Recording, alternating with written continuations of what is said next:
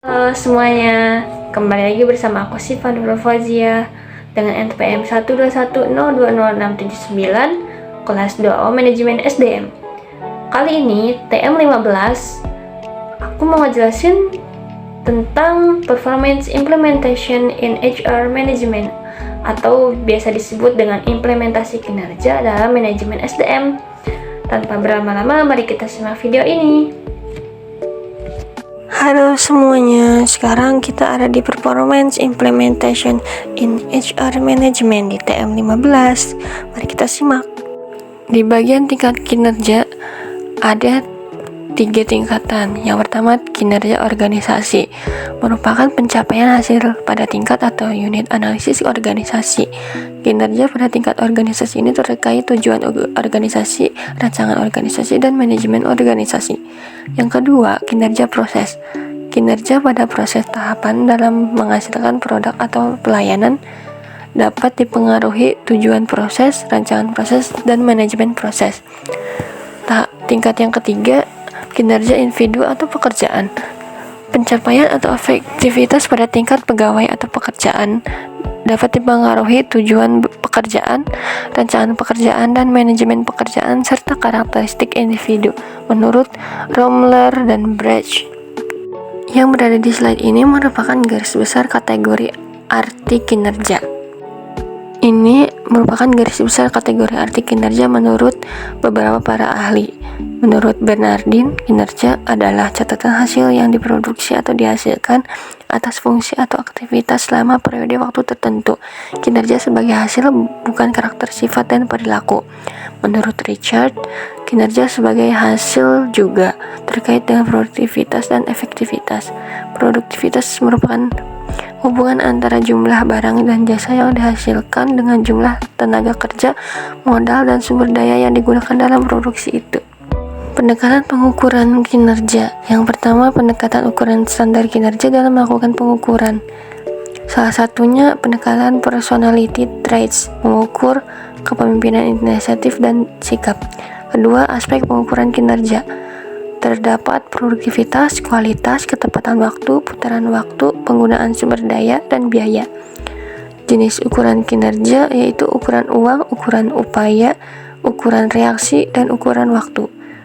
Untuk ukuran kinerja dalam dimensi kualitas, ada kehandalan, daya tangkap, kompetensi, akses, kesopanan, komunikasi, kejujuran, keamanan, pengetahuan terhadap pelanggan, dan bukti langsung.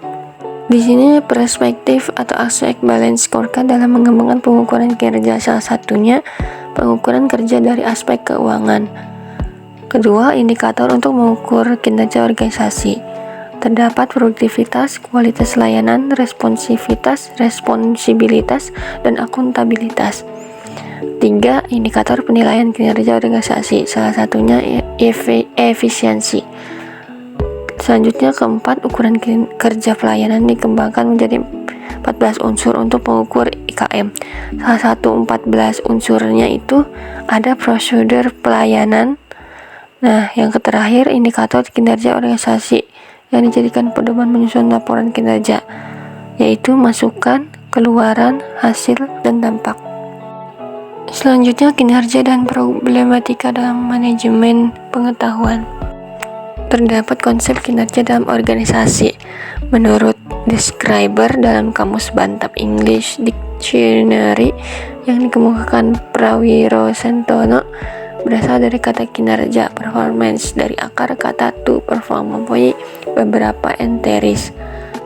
1. Melakukan, 2. Memenuhi, 3. Menjalankan karakter, 4. Menggambarkan, 5. Melaksanakan, 6. Melakukan, 7. Memainkan, 8. Melakukan sesuatu yang diharapkan. Definisi kinerja menurut beberapa ahli. Yang pertama, Roe dan Biar, kinerja merupakan pencapaian hasil. Menurut Interplan, kinerja yaitu terkait operasi, aktivitas, program, dan misi organisasi. Menurut Murphy dan Cleveland, kinerja merupakan kualitas perilaku yang berorientasi pada tugas dan pekerjaan. Menurut Stoner, kinerja yaitu fungsi dari motivasi, kecakapan, dan persepsi peranan. Menurut Bernardin dan Russell, Kinerja merupakan pencatatan hasil yang diperoleh dari fungsi-fungsi pekerjaan atau kegiatan tertentu selama kurun waktu tertentu. Menurut Handoko, kinerja merupakan proses di mana organisasi mengevaluasi atau menilai prestasi kinerja karyawan. Terakhir, Gibson, kinerja seseorang ditentukan oleh kemampuan dan motivasinya untuk melaksanakan kegiatan. Terdapat unsur yang terdapat dalam kinerja, yaitu hasil-hasil fungsi pekerjaan, faktor-faktor yang berpengaruh terhadap prestasi kerja pegawai, pencapaian tujuan organisasi, periode waktu tertentu, tidak melanggar hukum, dan sesuai dengan moral dan etika. Pekerjaan dan kinerja organisasi.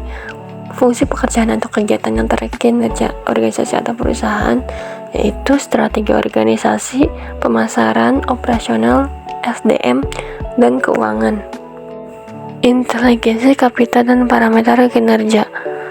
Yang pertama, human capital menyangkut kompetensi, skill, brain power, expertise, kreativitas, capability, leadership, entrepreneurial, managerial skills, tacit knowledge yang dimiliki oleh perusahaan. 2. Struktural capital merupakan kapabilitas knowledge dari perusahaan berupa teknologi, proses yang memampukannya merespon kebutuhan dan tantangan pasar. 3. Customer capital terdiri dari relasi feedback, input terhadap produk layanan, sugesti, dan tacit knowledge dari pelanggan. Merupakan indikator kinerja organisasi. Yang pertama, performa harus mengarah hasil dan semangat untuk menghasilkan nilai. Kedua, harus dapat diukur sehingga input dan output dapat dikuantifikasi. 3. Unit dan personal yang diukur kinerjanya harus memahami metode penilaian dengan penjelasan minimal. 4. Hasil penilaian dapat dikomunikasikan segera. 5. Tersedia mekanisme penggabungan hasil penilaian kerja dengan feedback dan learning. 6. Terhubung objektif dengan kebijakan insentif dan kebijakan pegawai. 7. Bersifat setara, orientasi keberhasilan jangka pendek dan panjang. Adapun pendorong dan penghambat faktor peningkatan kinerja. Pendorongnya yaitu audit modal intelektual bertujuan memonitor dan mengatur modal intelektual perusahaan. Kedua, audit modal intelektual memerlukan tim yang terdiri atas ahli strategi organisasi, keuangan, SDM, analisis pengetahuan, properti intelektual, dan pemasaran. Penghambatnya yaitu masalah yang melekat dalam sistem pengukuran manajemen pengetahuan itu sendiri. Yang kedua, sulit mengidentifikasi hubungan langsung antara inisiatif manajemen pengetahuan dengan performansi perusahaan. Ketiga, manajemen biasanya meminta indikator kasat mata seperti dampak terhadap terhadap performansi keuangan dan operasional lainnya.